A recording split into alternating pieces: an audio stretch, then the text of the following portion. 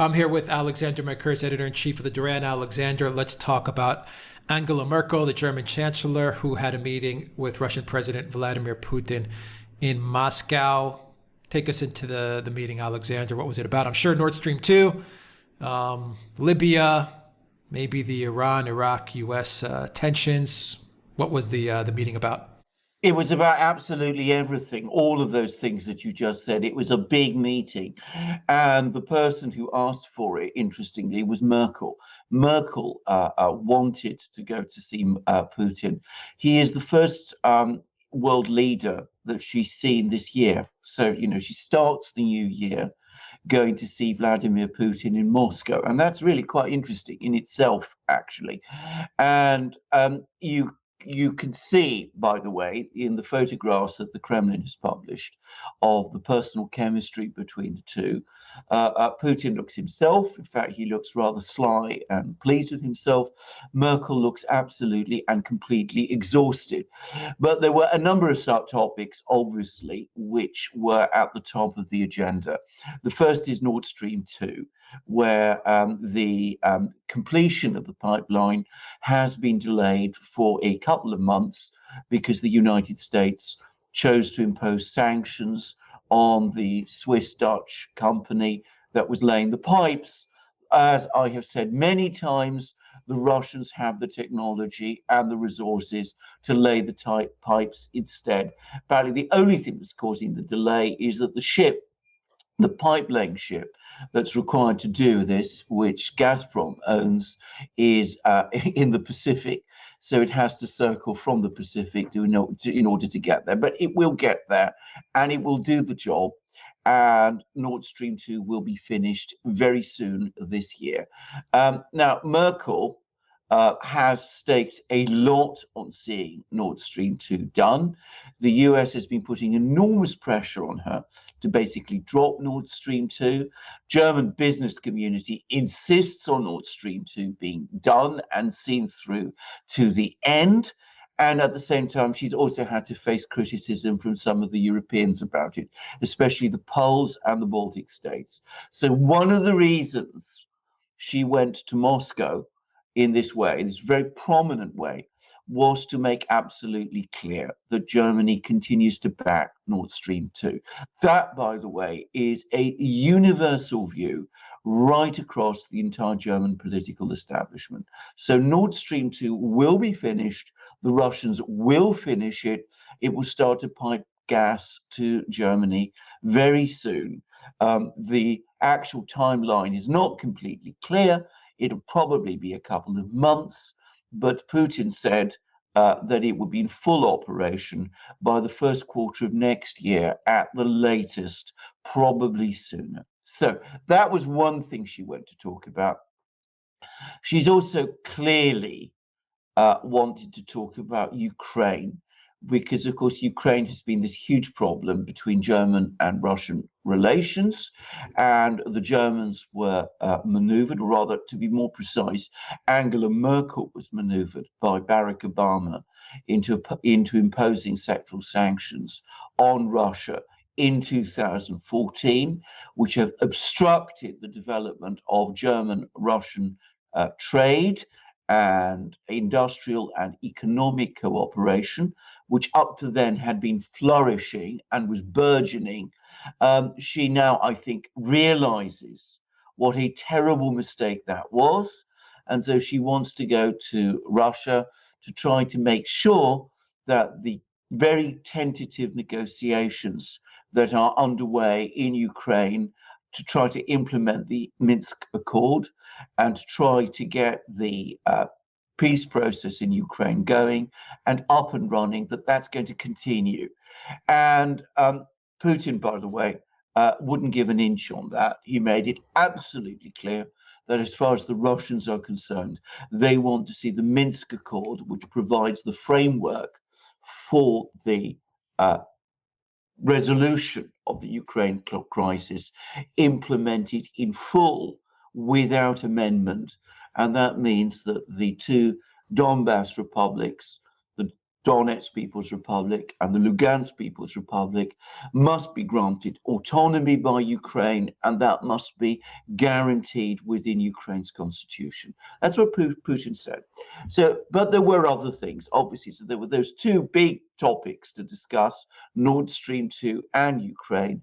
But of course, there's also Iran and Iraq at the crisis there. Merkel knows very well the German opinion, public opinion, is very, very worried about the situation in the Middle East. The Germans do not want to see a war in the Middle East under any circumstances. She wanted to get Putin to reaffirm the support for the JCPOA. That's the nuclear deal that was negotiated with Obama, between Obama and Iran. The Russians continue to support the JCPOA, so they had no problem saying that. But we know from a Russian official, a man called Kozachev, who is a member of the upper house of the Russian parliament, in fact, the chairman of the Foreign Relations Committee, that whilst the Russians do want to see the JCPOA survive, and they do support the JCPOA and the continuation of the JCPOA, the Russians also expect that the Europeans will make very clear to the Americans that it is not just Iran that has to abide by the JCPOA. The United States must do so also. And of course, we know perfectly well that the Germans are incapable and unable of getting the US to adhere to the JCPOA. So those are the three big topics: Nord Stream 2, Ukraine, and Iran. There would have been lots of other things to talk about. There was undoubtedly Syria to talk about, and the ongoing offensive, which it turns out, by the way, in spite of the ceasefire, is ongoing by the Syrian army in Idlib province. Merkel doesn't want to see tens of thousands of refugees from Syria flooding back to Europe via Turkey. So she will want some kind of, assurances about that. And of course, there's also the new Russian-Turkish initiative to end the crisis in Libya. So they'll have lots and lots of things to discuss. Putin knows that Merkel, these are her final days. If you looked at the two of them, as I said, she looked exhausted, unhappy. He looked completely in charge. Ukraine, Nord Stream 2, Turk Stream, power of Siberia. What more is there for Russia to do as far as the pipeline, quote unquote, the pipeline wars? I mean, the gas and energy wars, they've won it outright. They won outright. They won comprehensively and conclusively. What is very interesting, as I said, that it's always important to look at who asks for a meeting and who goes to see whom. So Merkel asked for this meeting. Merkel asked to see Putin. Putin agreed, obviously, to see her, but there is no doubt at all about who is in the stronger position here. Putin clearly is. And as I said, if you look at the photographs, you can see it. Merkel looks tired, exhausted, and ill at ease, and unsmiling. As I said, Putin looks smiling in himself. He's clearly the dominant one. He's won the pipeline wars. He's got Merkel basically where he wants her. And if you're looking at the most important topic that they discussed, apart from Nord Stream 2, she wants Putin. She wants to see this situation in Ukraine resolved so that, before she leaves as Chancellor, German and Russian relations, which she did so much to wreck, are back on track. But as I said, Putin gave absolutely not an inch. So do you think that Merkel is going to, number one, lift the sanctions? No, Is that a possibility? She wants. Number two, Yeah. And number two, do you think that she's pushing for Ukraine to move more towards where it was before the coup, Yes. more towards the Russian orbit rather than the European orbit? I mean, is that something that she's inching towards? She is desperate to lift the sanctions, as many people in Europe are, because, as I said, this is now, it's become absolutely clear to them that the whole sanctions war that was being waged by the Europeans against Russia has failed, and that the only beneficiary from it is the United States. So she wants to end the sanctions war with Russia, and as soon as possible. But what she's discovering is that Putin is not prepared to give an inch to her on this. When it comes to Ukraine, it is the Europeans and the Ukrainians who must make the moves. I mean, Putin's making that absolutely clear. And yes, I do think that Merkel will be putting more pressure on the Ukrainians. And I do think that she has quietly accepted that this entire policy of trying to detach Ukraine from Russia, integrate it into Europe, bring it into NATO eventually, has been a terrible mistake. So I think this is what this is all about. These are what these meetings are all about. She's trying before she leaves as Chancellor to engineer some kind of rapprochement with Russia so that she doesn't leave as German Chancellor with this huge problem unresolved and with future German leaders blaming her for leaving it unresolved. So that's what it's all about. It's about, protecting what's left of her reputation in Germany. Yeah, Macron was clear that no countries are going to be joining the EU anytime soon, including a country with a population of 42, 43 million. The European Union simply cannot absorb Ukraine under any circumstances whatsoever. None whatsoever, none at all. But as I said, quite apart from that, as I said, all that big play in 2013-14 did was, as I said, to wreck Germany's relations with Russia. And I think, as I said, she understands very well that that was a terrible mistake. She was pushed into doing it by Obama. She thought that the Russians would crack. Obama is gone. The Russians didn't crack. Ukraine is going nowhere. So she's now looking for a way out. Yeah, they were celebrating Turk Stream 2 last week, so far from cracking. What was the problem that the Poles and the Baltic nations had with Merkel? You mentioned that earlier. Well, they don't want to see Nord Stream 2. That's their problem. They don't want to see Nord Stream 2. They want the pipelines to continue to go through Ukraine and ultimately through themselves. They want to be the transit country, and they also want to continue this policy of supporting Ukraine and the most hardline elements in Ukraine. So from their point of view, seeing Merkel in Moscow is not what they like to see at all. The Poles and the Balts and the Baltic states get extremely nervous when they see the Russians and the Germans making up. They're not the only ones, by the way. Most of Europe does. A lot of Europe does. The British do also. Merkel speaks fluent Russian. Putin speaks fluent German, correct? Absolutely correct. And in fact, I'm glad you reminded me of this, because apparently a lot of their meeting took place between the two of them in private, without interpreters or note takers or other officials present. It's referred to as a restricted format. So this is a private meeting in which Merkel says what she wants to say to Putin in German and Russian, and of course with no microphones or bugs floating around, and no one to tell the Americans what she said.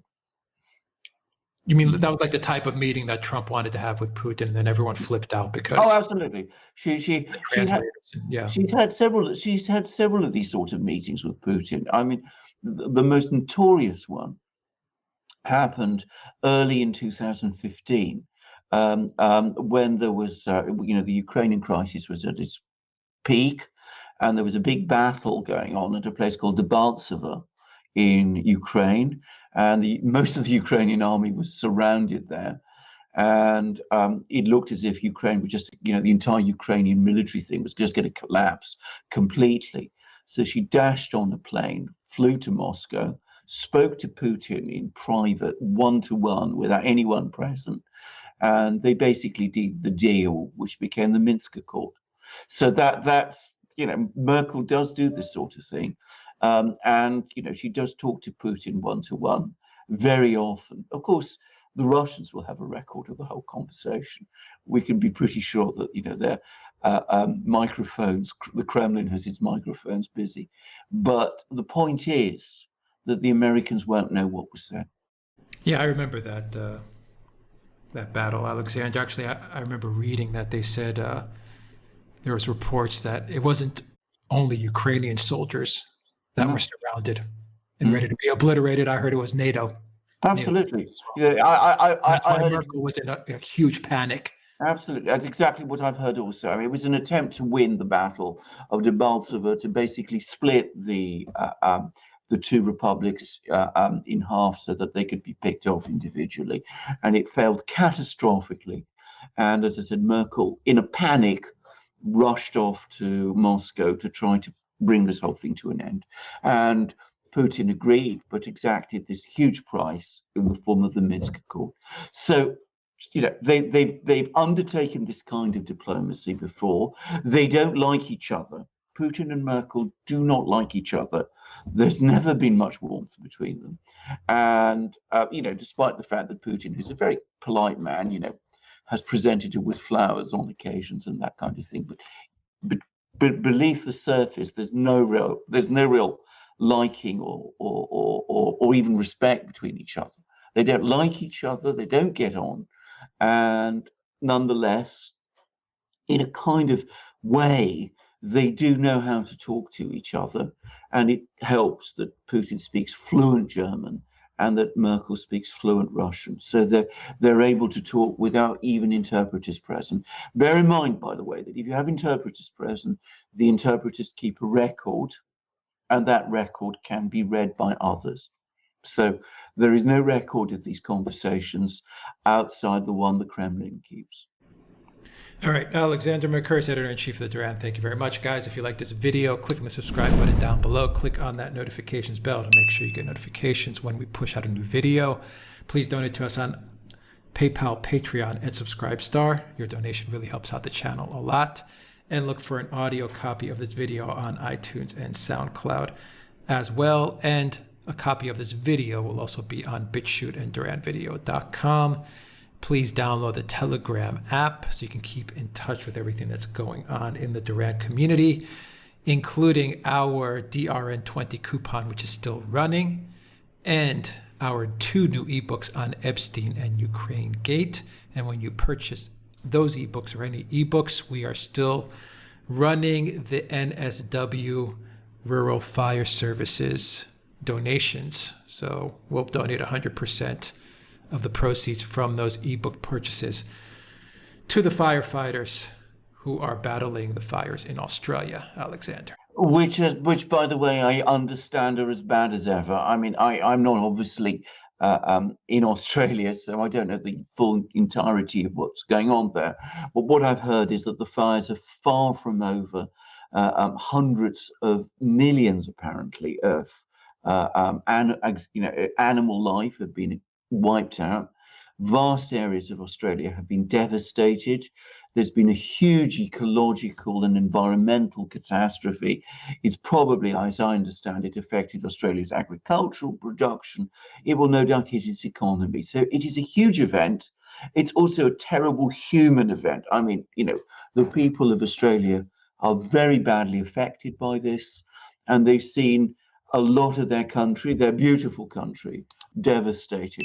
Now, we at the Duran are not really equipped to discuss these sort of disasters. I mean, you can argue to what extent this is a natural disaster, but it's not something which we do. We are a geopolitical, politics, economics, law, if you like, website. We do diplomacy, we do foreign policy, we do the interactions between world leaders, as we've just done on this video with Putin and Merkel. We're not really the sort of people who are equipped to cover a story like this. And yet it is a story that does need to be covered. So we got together and discussed what to do. And Alex came up with this idea that we help the people on the front line who are fighting these fires, the firefighters, most of whom, it turns out, are volunteers. And so that's exactly what we decided to do. We decided we would do it by dedicating all the proceeds that we make from our 4 ebooks, which you can find on our shop, to this fund, which supports those firefighters. So it's a good cause. It's our way of covering this story. And dare I say, it's also, I mean, let's say this, a way of drawing attention to our books. Not we're going to make any money from them, but because we want people to know what we think about these stories. And, there's 4 books. The proceeds from the sales of all those 4 books go to the firefighters. But it's the 2 new books in particular that I'd like to talk about briefly. One is about Ukrainegate, one is about Epstein. The Ukrainegate story is the story of a gigantic publicity and an impeachment around a scandal that does not exist, because there is no crime, no wrongdoing, and no witnesses, and yet you read acres and acres of news and commentary about it in all the newspapers, and you hear deluges of things being said on television, on the radio, wherever. Whereas Epstein is the exact opposite. It is the scandal where there are lots of victims, many crimes, witnesses galore, and yet the publicity it gets is minimal. And why is this so? Because the same people ultimately are involved in both scandals, at least the same sort of people. They're both scandals within the elite, except the elite is trying to go after Donald Trump, and the elite, or some of its members, are implicated with Epstein. So this is why we've covered these 2 scandals in our 2 books, and we try in those 2 books to explain those scandals. And just to say, I've written a preface for both of them, so you can find my preface in those books. We are not only selling ebooks in our shop, we are selling, as Alex rightly said, and DRN20 is still available as a discount, our magnificent magic mugs like these. It's been a cold, dismal, wet, awful day in London, so I've been drinking nice hot tea all day long from my magnificent magic mug to keep myself going as I plow through the news. And you can see what an amazing magic mug it is. Perfect condition, lightly balanced, keeps your tea, in my case, or your coffee or your hot chocolate or whatever it is warm. And you can also, as I said, drink beer or champagne if you like from it, as I have tried, and it keeps that cold. But we don't just sell our famous magic mugs, we sell amazing shirts, like the long sleeve t-shirt I'm wearing now. As I said, it's a dismal day, so I felt a bit chilly, and this is exactly the t-shirt for that kind of cold weather. And boy, can it get cold in London, by the way. And we've also got short sleeve t-shirts, we've got long sleeve t-shirts, we've got v-neck shirts, we've got polo shirts, our amazing, stylish, elegant polo shirts, all beautifully made, all 100% cotton. We've also got hats, stickers, hoodies, all absolutely wonderful merchandise. You can buy it in our shop. DRN20, the discount is still there. Alex will tell you how to go and do it. On the checkout page, you'll find a box. Just put DRN20 in that box. You'll get 20% off all merchandise.